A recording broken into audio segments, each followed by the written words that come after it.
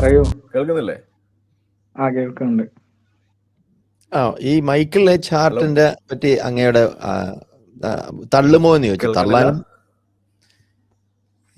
തള്ളാനും കൊള്ളാനും എടുക്കാനും പൊക്കാനും മുമ്പ് എന്താണ് ഈ മൈക്കിൾ എച്ച് ഹാർട്ട് പറഞ്ഞിരിക്കുന്നത്? എന്താണ് ആ പുസ്തകത്തിന്റെ പേരെന്താണ്?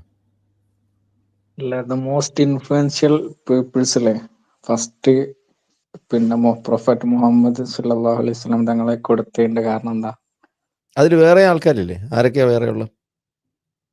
കുറെ ആൾക്കാരുണ്ട്. അതൊക്കെ ഫസ്റ്റ് മുഹമ്മദ് നബിന്റെ പേര് കൊടുക്കാനുള്ള കാരണം എന്താ?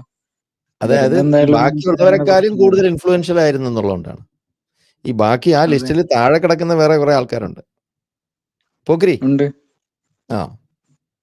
അത് ആ ലിസ്റ്റിൽ ബാക്കിയുള്ളവരെ നിങ്ങൾ നോക്കിയിട്ടുണ്ടോ? ഉണ്ട്. ആരൊക്കെയാണ് നിങ്ങളുടെ ഓർമ്മയിൽ ആരൊക്കെയാണുള്ളത്? അതില് ജീസസ് വരുന്നുണ്ട്.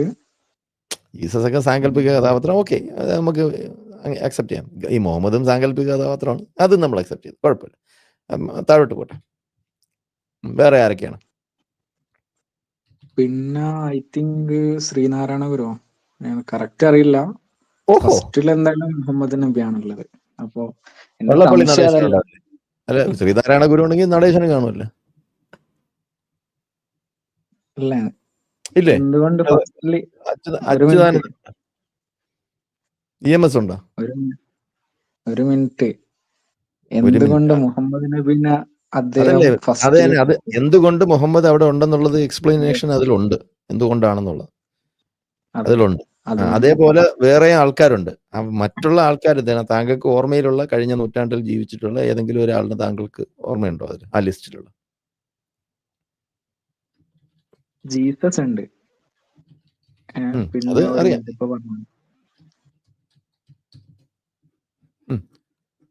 വേറെ 39ാം സ്ഥാനത്തുള്ള ഒരു വ്യക്തി ഒന്ന് പറയാം. നമ്പർ പറയല്ലേ? നമ്പർ പറഞ്ഞാൽ പുള്ളി കണ്ടുപിടിക്കാം. നമുക്ക് സ്ക്രീൻ കാണിച്ചു കൊടുക്കാം, കുഴപ്പമില്ല. എന്തായാലും ഇപ്പൊ പുള്ളി പറഞ്ഞ കാണിച്ചു കൊടുക്കാം. ഫസ്റ്റ് മുതൽ അൽഹംദുലില്ലാഹ്. കുറെ ആൾക്കാരെ പേരോട് Aristotle, Euclid, Moses, Charles Darwin, പോയി കഴിഞ്ഞാൽ അങ്ങനെ പോകുമ്പോ ദാണ്ടേ അടുത്ത പേജിൽ. ഓക്കെ, അടുത്ത് James Clerk Marx, Karl Marx, Orville Wright, Genghis Khan, Adam Smith, അതൊന്ന് ഹൈലൈറ്റ് ചെയ്യും. 39 ലിസ്റ്റ് വായിച്ചേ. 39 അഡോൾഫ് ഹിറ്റ്ലർ. അത് വായിച്ചേ. അതും എങ്ങനെ 39ാമത്തെ റാങ്കിങ്ങേ ഉള്ളു. I thought he would be number 1. അതെ, അപ്പൊ ഈ ഇൻഫ്ലുവൻഷ്യൽ ആണ്, സത്യമാണ്. സ്വാധീനിച്ചു, എങ്ങനെ സ്വാധീനിച്ചു എന്നും കൂടി പറയാം. എങ്ങനെയാണ് നമ്മളത് മനസ്സിലാക്കുന്നത്? ജെങ്കിസ് ഖാൻ എങ്ങനെയാണ് സ്വാധീനിച്ചത്? ഹിറ്റ്ലർ എങ്ങനെയാണ് സ്വാധീനിച്ചത്? കാർൽ മാർക്സ് എങ്ങനെയാണ് സ്വാധീനിച്ചത്? അപ്പൊ അങ്ങനെയാണെങ്കിൽ മുഹമ്മദ് സ്വാധീനിച്ചു എന്ന് നമ്മളും പറയുന്നു, സമ്മതിക്കുന്നു. നമുക്കത് എതിർപ്പില്ല, സ്വാധീനിച്ചിട്ടുണ്ട്.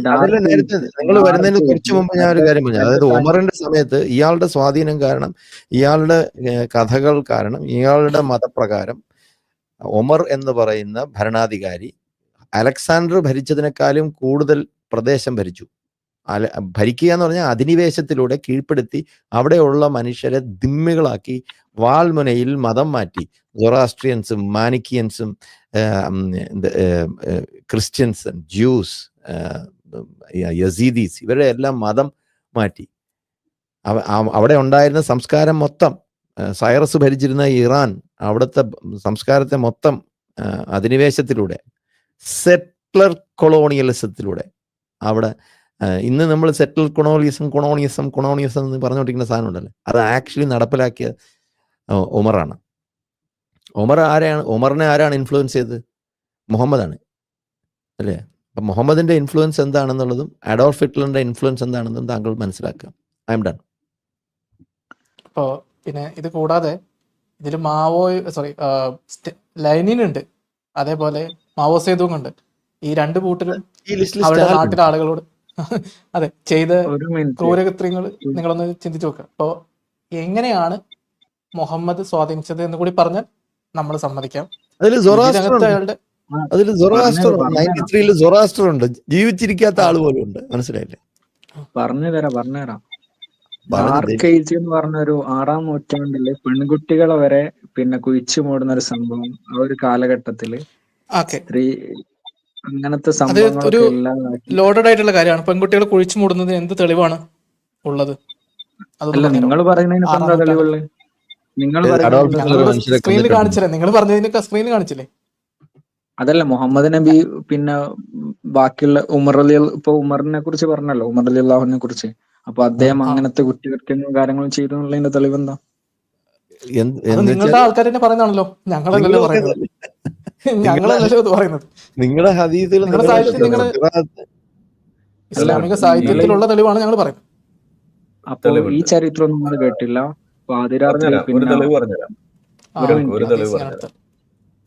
ഒരു തെളിവ് പറഞ്ഞുതരാം.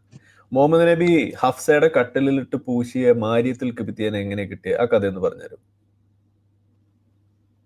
അപ്പൊ ഒരു തെളിവ് കിട്ടും. ആര് കൊടുത്തതാണ് ഈ പറഞ്ഞ ഈ മാരിയത്തിൽ കിബിത്തിയനെ? എന്തിനാണ് കൊടുത്തത് ഒന്ന് പറഞ്ഞുതരൂ. മാരിയത്തിൽ കിബിത്തിയൻ സഹോദരി ഉണ്ട്. അവരെങ്ങനെ കിട്ടി? എപ്പോ കിട്ടി? എന്തായിരുന്നു ആ കോണ്ടെക്സ്റ്റ്? നിങ്ങൾ സന്ദർഭം പറയണമെന്നാണല്ലോ പറയാ. സന്ദർഭം ഒന്ന് പറഞ്ഞുതരൂ.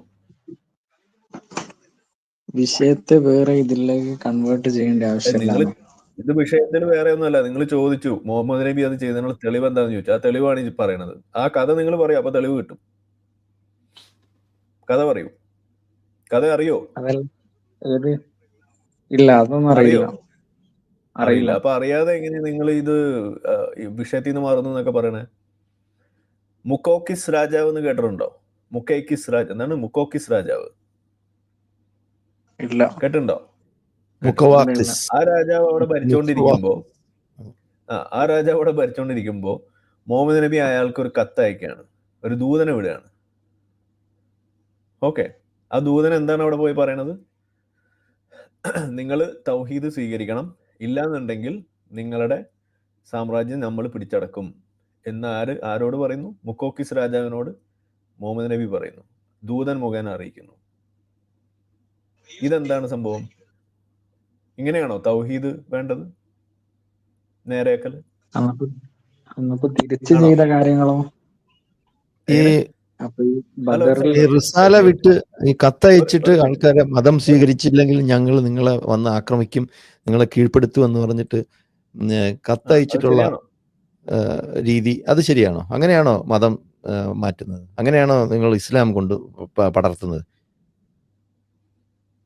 അപ്പൊ അങ്ങനെ വന്നപ്പോ ആ രാജാവ് മുഹമ്മദ് നബിക്ക് കൊടുത്ത മറുപടി എന്താണ്? ആ മറുപടി അറിയാത്ത കാര്യങ്ങളെ കുറിച്ച് എന്തായാലും പറയുന്നില്ല. സ്ക്രീനിൽ കാണിച്ചുകൊണ്ടിരിക്കുന്നത് കണ്ടില്ലേ? ചോദ്യങ്ങളായിട്ട് വരുന്നത് ഈ സ്ക്രീനിൽ കാണുന്നത് ഇയാൾക്ക് കണ്ടുകൂടെ? One second Arifa, hold on. ഈ സ്ക്രീനിൽ എഴുതി വെച്ചിരിക്കുന്നത് ഇങ്ങനെ കണ്ടുകൂടെ? That the messenger of Allah said, if Allah wills, I will expel the Jews and the Christians from the Arabian Peninsula. ഇതിന്റെ അർത്ഥം എന്താണ്? ഇനി മലയാളത്തിൽ ഞാൻ ജീവിച്ചിരിക്കുകയാണെങ്കിൽ, അള്ളാഹു കൽപ്പിക്കുകയാണെങ്കിൽ, അള്ളാഹു വില്ല് ചെയ്യുകയാണെങ്കിൽ, വില്ലിന് മലയാളത്തിൽ എന്താ?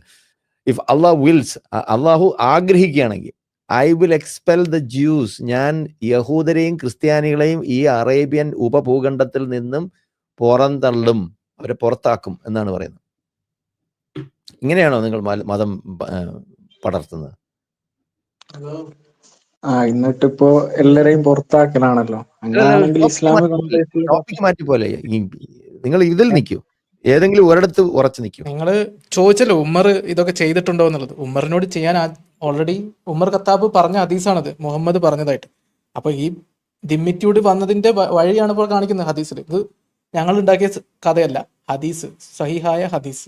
ഒരു മുസ്ലിം അനുസരിക്കേണ്ട ബാധ്യതയുള്ള ഒരു പ്രമാണം, ഏറ്റവും പ്രധാനപ്പെട്ട ഒരു പ്രമാണമാണ് ഹദീസ്.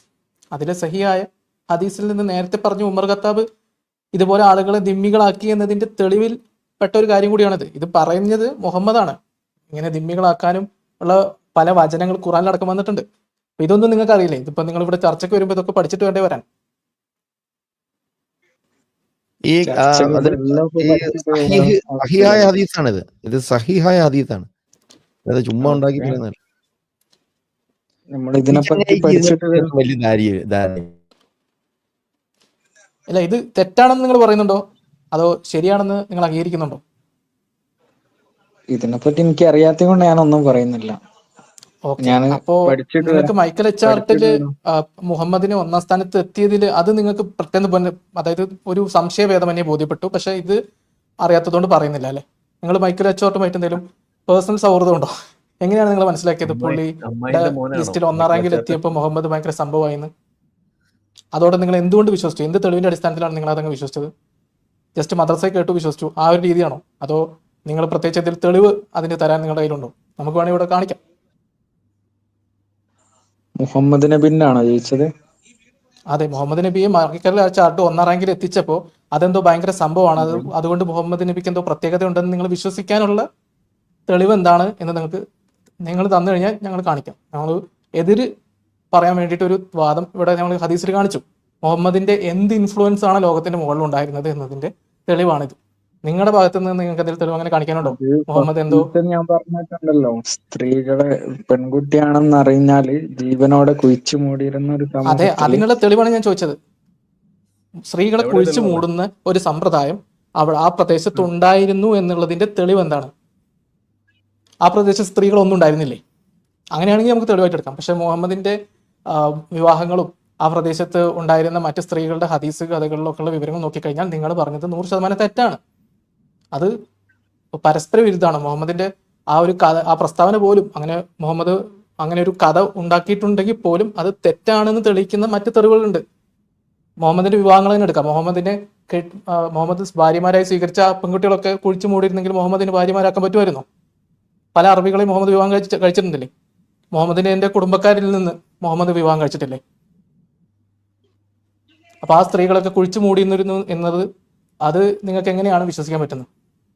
നിങ്ങൾ പറഞ്ഞതിന് ഒരു എതിർവാദം എന്ന നിലയ്ക്ക് ഞാൻ പറഞ്ഞാണ്, അങ്ങനെ ഒരു സംഭവം അറേബ്യയിൽ ഉണ്ടായിരുന്നു എന്ന് തെളിയിക്കാനുള്ള ഒരു തെളിവും ഇസ്ലാമിന്റെ പക്കൽ ഇല്ല. അതൊരു പ്രസ്താവനയായിട്ട് പറഞ്ഞിട്ടുണ്ട് എന്ന് മാത്രമേ ഉള്ളൂ. മുഹമ്മദ് നബിയുടെ എന്തെങ്കിലും അതായത് ഒരു നെഗറ്റീവ് വാക്കുകൾ പറയാൻ പറ്റും? കുറേ ഉണ്ട്. നൽകിയ ഇവിടെ ഈ സ്ക്രീനിൽ കാണിക്കുന്നത് ശരിയാണെന്ന് നിങ്ങൾക്ക് തോന്നുന്നുണ്ടോ? ഇതൊരു മുസ്ലിമിനെ കുറിച്ച് പറഞ്ഞാൽ നിങ്ങൾക്ക് എങ്ങനെ തോന്നും?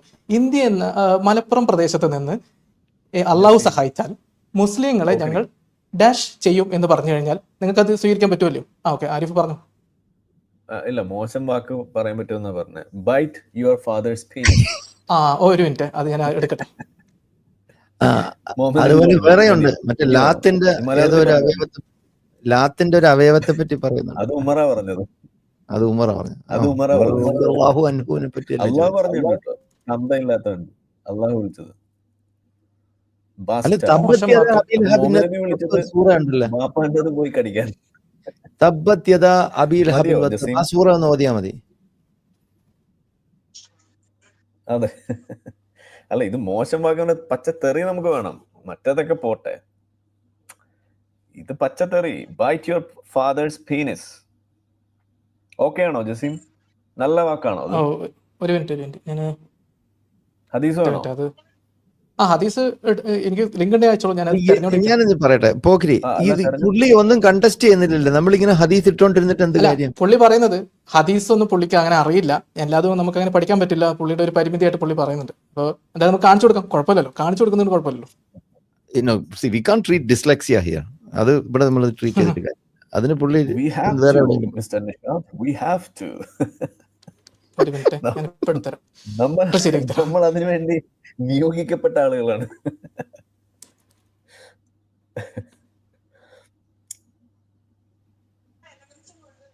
ഓക്കെ, ജസീം എന്തെങ്കിലും പറയൂ. ജസീം മുബാറക്. ഇതിന് സമയം എടുക്കുന്നത് നിങ്ങൾ ഇങ്ങനെ പേടിപ്പിക്കില്ലേ? എനിക്ക് പ്രഷറിന്റെ അടിയിൽ വർക്ക് ചെയ്യാൻ ബുദ്ധിമുട്ടുണ്ട്. അല്ലെ, ഒന്ന് മൂളെങ്കിലും ചെയ്യൂ, ഒന്ന് കരഞ്ഞൂടെ? ഇപ്പൊ കാണുന്നുണ്ടോ? സോറി, ഒരു ഞെരുക്കമെങ്കിലും. ഇത് കാണുന്നുണ്ടോ?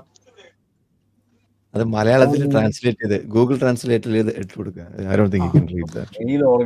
ഞാൻ ഇംഗ്ലീഷിൽ വായിക്കാം. ജസീമിന് ഇംഗ്ലീഷ് അറിയാം എന്ന് തന്നെ ഞാൻ വിചാരിക്കുന്നത്. എന്തായാലും നമുക്ക് മലയാളത്തിൽ പറയാം. ഉതൈ ഇബ്ൻ ദമുറ said, I saw with Ubay a man who was attributing himself with an attribution of ജാഹിലിയ. ഉതൈ ഇബ്ൻ ദമുറ പറഞ്ഞു, ജാഹിലിയ കാലഘട്ടത്തിലെ ചില കാര്യങ്ങൾ പാരമ്പര്യം അവകാശപ്പെടുന്ന ഒരു ആളെ ഞാൻ ഉബൈയുടെ കൂടെ കണ്ടു. So Ubai told him to bite his father's male organ and did not speak figuratively. അപ്പോൾ ഉബൈ അയാളോട് പറഞ്ഞു, ഇപ്പം ഒരാൾ പറയാണ്, ഞാൻ ഉബൈയുടെ കൂടെ ഉണ്ടായിരുന്ന ഒരാൾ പറഞ്ഞു, എൻ്റെ പാരമ്പര്യം എന്ന് പറഞ്ഞാൽ ഖുറൈശി പരമ്പരാഗത രീതിയിലൊക്കെയാണ് എന്ന് ജാഹിലിയ കാലഘട്ടത്തിലുള്ള അറബികളെ അവരെ ഉദ്ദേശിച്ച് പറഞ്ഞു. അപ്പോൾ ഉബൈ അവരോട് പറഞ്ഞു, നീ നിന്റെ അച്ഛൻ്റെ പഴം പോയി കടിക്കടാ എന്ന്. അപ്പോൾ അതാണ് ഇവിടെ പറഞ്ഞിട്ടുള്ളത്. So his companions looked at him. He said it appears that you disapprove of it. അപ്പോൾ ഉബൈ ഇത് തെറി മൂപ്പര് പറഞ്ഞപ്പോൾ മൂപ്പര് ചുറ്റുമുള്ള മറ്റ് ആളുകൾ കണ്ടു, അവിടെ ഉണ്ടായിരുന്ന ബാക്കി മുസ്ലിങ്ങൾ. അപ്പോൾ അവർ ഉബൈനെ നോക്കി, ഇയാളെന്താ ഇങ്ങനെ തെറി പറയുന്നതെന്നൊരു മുഖഭാവം കാണിച്ചു. ദെൻ ഹീ സെഡ്, അപ്പോൾ ഉബൈ പറഞ്ഞു, I will never show apprehension to any one with regards to this. അപ്പോൾ ഉബൈ പറഞ്ഞു, നിങ്ങൾ ആരും എന്നെ ഇങ്ങനെ മുഖം കറുപ്പിച്ച് നോക്കണ്ട. Verily I heard the prophet. തീർച്ചയായും ഞാൻ മുഹമ്മദ് നബി പറഞ്ഞത് കേട്ടിട്ടുണ്ട്. May Allah bless him and grant him peace. അദ്ദേഹത്തിന് അള്ളാഹു സർബത്തും ഈത്തപ്പഴം കൊടുക്കട്ടെ. സേ, മുഹമ്മദ് നബി പറഞ്ഞതായി ഞാൻ കേട്ടിട്ടുണ്ട് എന്ന് ഉബൈ പറയുന്നു. Whoever attributes himself bracket in lineage with an attribution of ജാഹിലിയ കാലഘട്ടത്തിലെ പാരമ്പര്യം അവകാശപ്പെടുന്നത് ആരായാലും then tell him to bite his father's male organ. അവരോട് നിങ്ങൾ പറയുക, എങ്ങനെ? അവനോട് അവൻ്റെ അച്ഛൻ്റെ പഴം പോയി കടിക്കാൻ പറയുക. ആൻഡ് ഡു നോട്ട് സ്പീക്ക്, പ്രത്യേകം ശ്രദ്ധിക്കുക, ഡു നോട്ട് സ്പീക്ക് ഫിഗറേറ്റീവ്ലി. നമ്മളിപ്പോൾ ഞാൻ നിന്നെ കൊല്ലുമെന്നൊക്കെ നമുക്ക് തമാശക്കൊക്കെ പറയാറുണ്ട്, അങ്ങനെയൊന്നും പറയരുത്. ഉറപ്പായിട്ടും അവനോട് അക്ഷരാർത്ഥത്തിൽ അച്ഛൻ്റെ ഡാഷ് പോയി കടിക്കാൻ പറയണം എന്നാണ് പറയുന്നത്. അപ്പൊ ഇതാണ് ഹദീസ്. അപ്പൊ തെറി പറയുന്നുണ്ടോ എന്ന ചോദ്യത്തിനുള്ള അല്ല, അതിനെന്താ കുഴപ്പം? അതിനെന്താ കുഴപ്പം? ചോര് ജസീമ്, കുട്ടി മിണ്ടുന്നില്ല. ജസീം പറയൂ.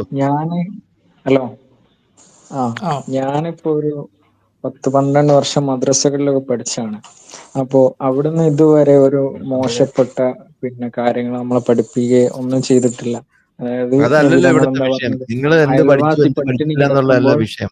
ഇത് വായിച്ചു, ഇത് നിങ്ങൾ അംഗീകരിക്കണ്ടോ? sunna.com-ലുള്ള ഈ ഹദീസ് നിങ്ങൾ അംഗീകരിക്കുന്നുണ്ടോ?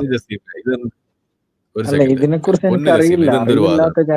മുഹമ്മദ് നബി ഒരു തെണ്ടിയായിരുന്നു, മുഹമ്മദ് നബി ഒരു ബലാത്സംഗിയായിരുന്നു, മുഹമ്മദ് നബി ഒരു കൊള്ളക്കാരനായിരുന്നു ഒക്കെ മദ്രസയെ പഠിപ്പിക്കുവോ?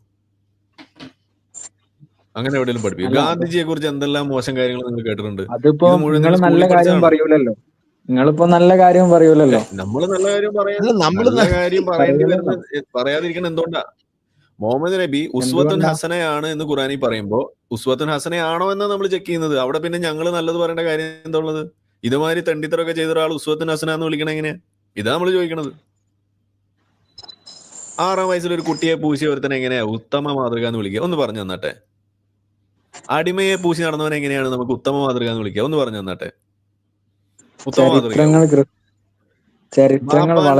ബാപ്പാന്റെ അണ്ടി പോയി കടിക്കാൻ പറഞ്ഞ ഒരു പ്രവാചകൻ എങ്ങനെയും ഉത്തമ മാതൃക എന്ന് വിളിക്കാൻ പറ്റുക? ഒന്ന് പറഞ്ഞു തന്നാട്ടെ. ഞാൻ എന്റെ ജീവിതത്തിൽ തെറി വിളിക്കാറില്ല.